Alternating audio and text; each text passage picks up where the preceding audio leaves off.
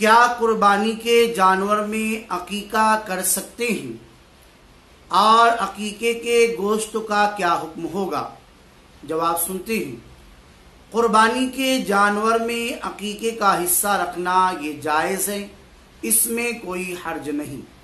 अलबत्ता हिस्सा रखने में अफजल ये है कि लड़के के अकीके के लिए 2 हिस्से और लड़की के अकीके के लिए 1 हिस्सा रखा जाए। अगर किसी ने लड़के के अकीके के लिए भी 1 हिस्सा रखा जब भी कोई हर्ज नहीं।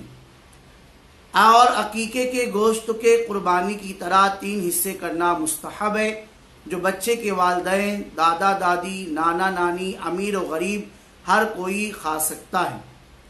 एक जानवर में शरीक लोगों ने उस जानवर में कुर्बानी की कुर्बत की नियत की हो या कुर्बानी के अलावा किसी और कुर्बत की नियत की हो, अकीका या ईसाल सवाब या सदका वगैरह, तो नियत करना उनको काफ़ी हो जाएगा, चाहे वो कुर्बत वाजिबा हो या नफली कुर्बत हो या बास पर वाजिब और बास पर वाजिब ना हो, चाहे कुर्बत की एक ही जिहत हो या मुख्तलिफ हो।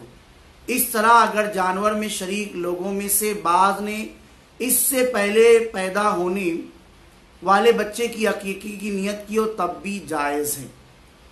अकीके का गोश्त तो आबा व अजदाद भी खा सकते हैं और ये कुर्बानी ही की तरह है।